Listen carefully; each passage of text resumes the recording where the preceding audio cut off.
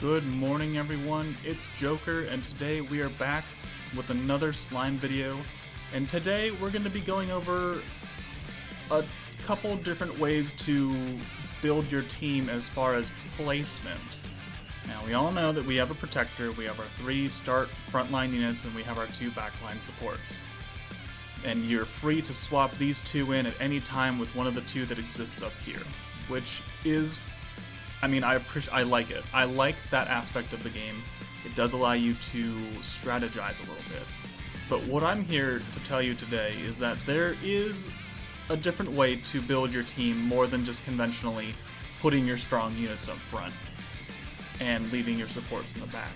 Because I personally would put my main DPS in the back to start out with and leave my orb changers or my supports up front.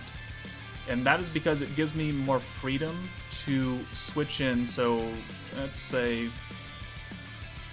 we swap these around, and we're going against the Sky Dragon, so I want to use my space units. They're going to be my main source of damage. So if I were to go into this stage, and we're pretending like I don't have Space Villain, I'm pretending like this is a team, minus the level 100s, a team that most people will have since most of these units are General Banner units. So, if I were to go into the fight, and I have a hand of, all Fire Millen, she's not going to do too much damage to this to the green boss who needs to be damaged by space. But what this allows me to do is it allows me to swap in one of my DPS units to take that entire hand from Millen, and therefore it gives me maximum damage. Now it is all RNG based. You could get a very good opening hand with these 2 units up front and you're good to go, no problems, whatever. There's nothing wrong with, these 2 ways to team build. I'm just letting you know that there is a different option. And this is what I would generally run for endgame content. If you're going to farm some easy events, it really doesn't matter because you're probably going to auto it anyway. But for, 3-star EX runs where every turn is important and you take like 10 minutes to think about what you're doing next, this technique saves me a little bit of frustration. Not all of it, because it's not foolproof, but it saves me a little bit. So what I'm going to do with this video is I'm going to take you in and kind of show you an example of a time where having this team build here would be more beneficial than having your frontline units, having your main DPS units up front. So we'll be right back. Okay, so we've just entered the battle. This is our opening hand. We have 2 Fire Millen cards and 4 Wind Millen cards. And we can see that we have another Wind Millen card coming, at least one. So this is a good example of, especially against the Sky Dragon, who poisons your units on the first turn after you attack.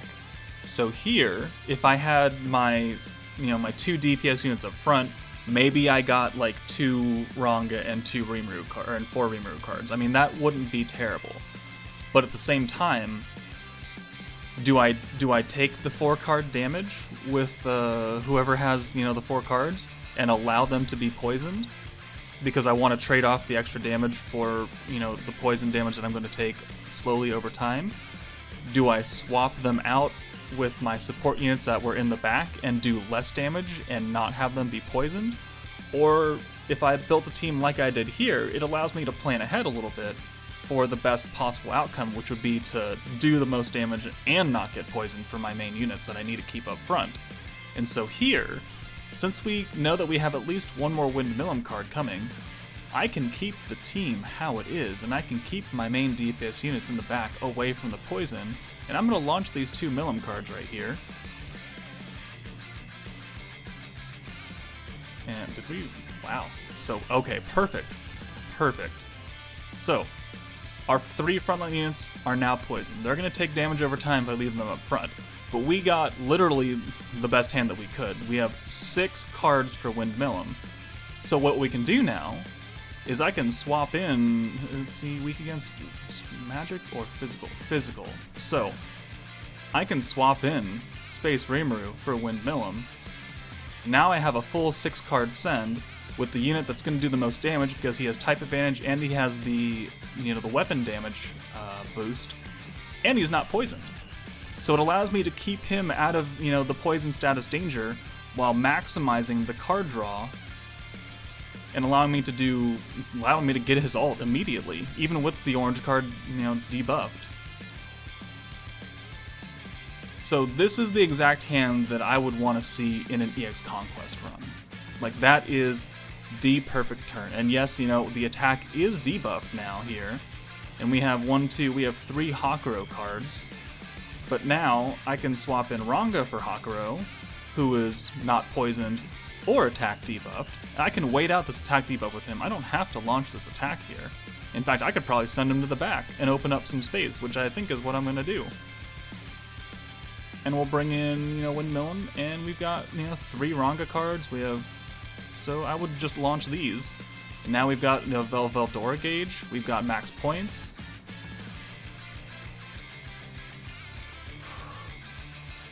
So that is an excellent example of things that I want to do. And so now here, we've got 2 oranges that we can change to green. And now we can change Fire Millum out for Space Rimuru. And we can just launch these. I mean, he has the guard up and everything, so it wouldn't be the best time to launch an ult. But do you see where I'm going for? Do you see how having your main units on the back line actually kind of helped me out in a way? Now that Ranga and Rimuru are not poisoned, Ranga is not, attack debuffed, the strategy that was involved there is a lot better than having them on the front line and trying to just bark out 4 attacks and then having them be poisoned and attack debuffed, or you're poisoned and then you swap them out and then someone else is attack debuffed but they come in and they haven't lost the poison. So this is a sound strategy for people who want to play a little better. And again, not that I'm saying that there's anything wrong with keeping your main DPS units up front. It leaves you a little more limited in the event that we got on the initial draw a full 6-card hand for the unit that is the weakest on the front line, and then the only things you have to swap in are more support units. So it gives you the freedom to, if you have that bad unit, but you can swap in your main DPS to take all those cards. It allows for, better efficiency. So let's take a look at if I had all my DPS cards up front and see if that does make a difference or not. So we'll be right back. Okay, we are back. This is literally just after I cut. I haven't had to re-roll the turns, an insane amount of times to get the point of this video. This is literally the next run. So we have our main DPS units up front now. Their hand to start out with it's not bad, but it's not great. Ranga does change oranges to greens, and so if I were to run this turn, and I'm not going to switch these guys in because they really wouldn't bring anything to the table, really. I mean, I could change probably the 1 green to 1 blue and have a 4 card here, but I'm not really going to do that. So in the best case scenario here, I would probably, since we have more green, we have at least 1 more green coming, I would probably run the blues and then pray that we get the green and then another orange and we can orb change here. The problem with that is that I'm going to get poisoned here.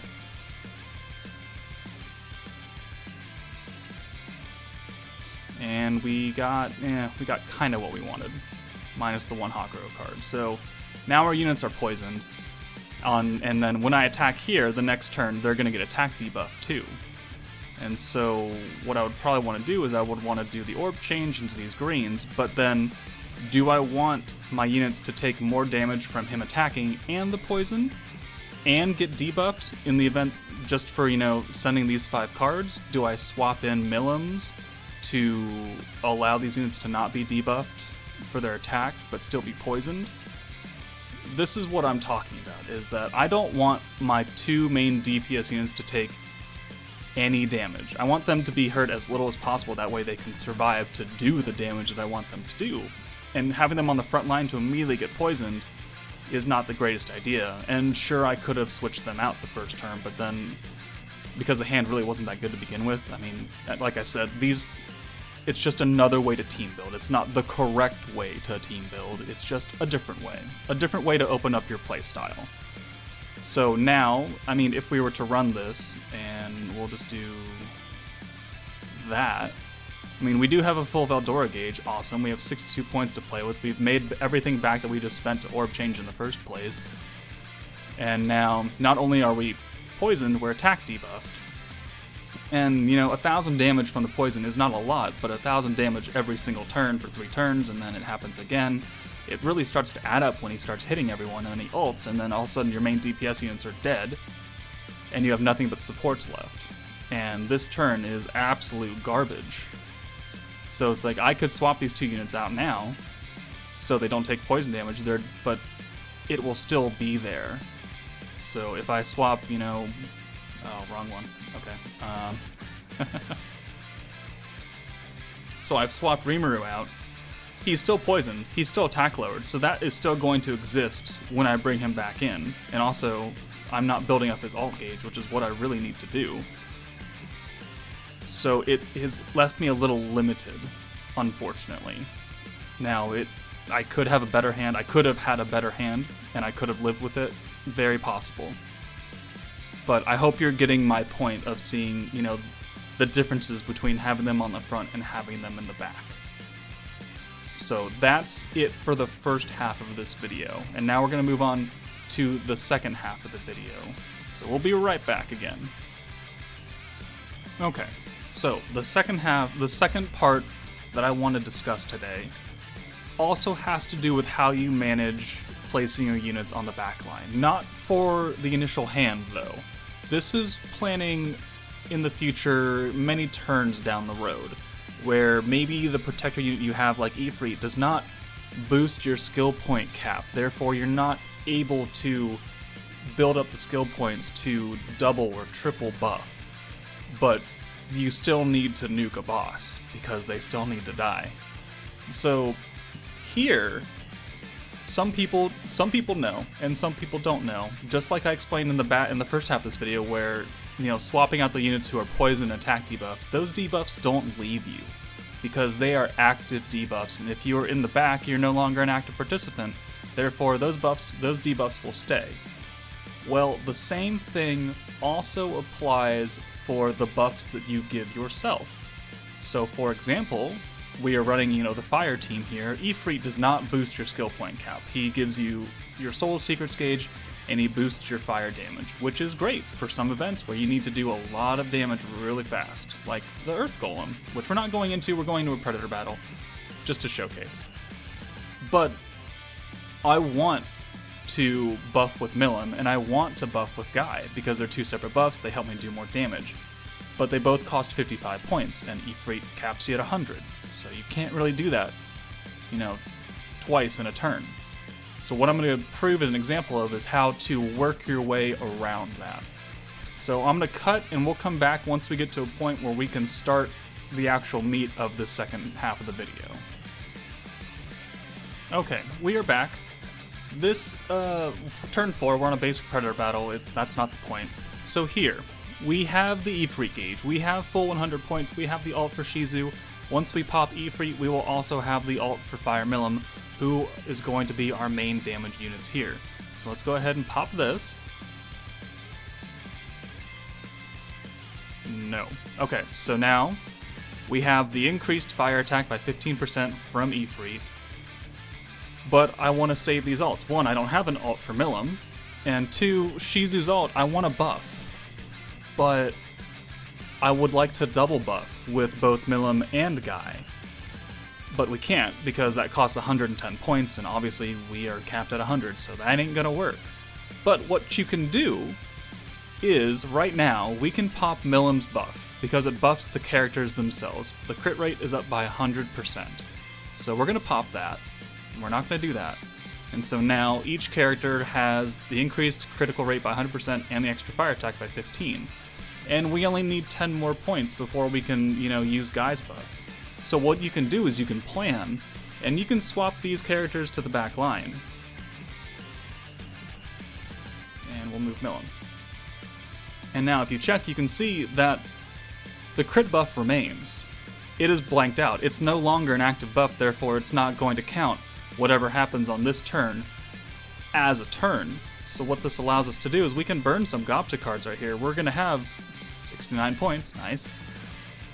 And then the next turn, what we can do, so no, is that now we can bring Shizu and Milim back in.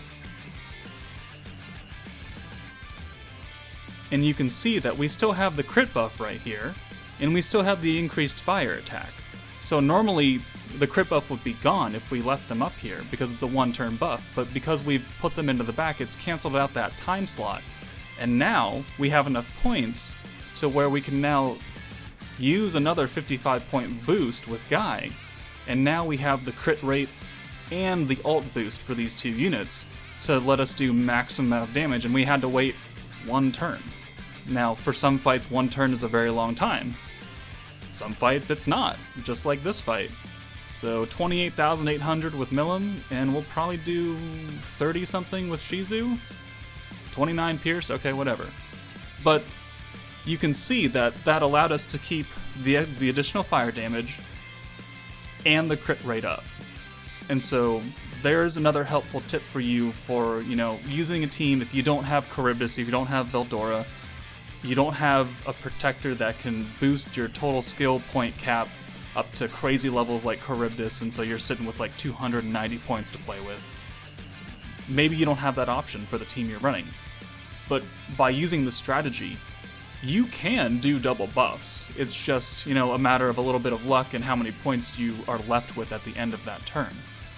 So hopefully this video is helpful to you guys. I'm sorry in the first half, I don't have a really good way to word it well and eloquently. But hopefully the intent of what I was trying to show you came across, and you can use that in your future attempts on some very hard content, whether it be some stupid stages of Crucible, or EX Conquest, or even Master Conquest. People can't beat those stages still. Either they've just started, their teams aren't good enough. Maybe this gives you an extra edge. Maybe try it out and see if it works for you. But that's it for me, guys. Let me know in the comments if you found this video useful, if you've already used these techniques, if you were aware, or if this helped you, or if this was genuinely new information that helped you guys play the game a little bit better. But like I said, that's it for me. Take it easy, guys, and I'll see you later.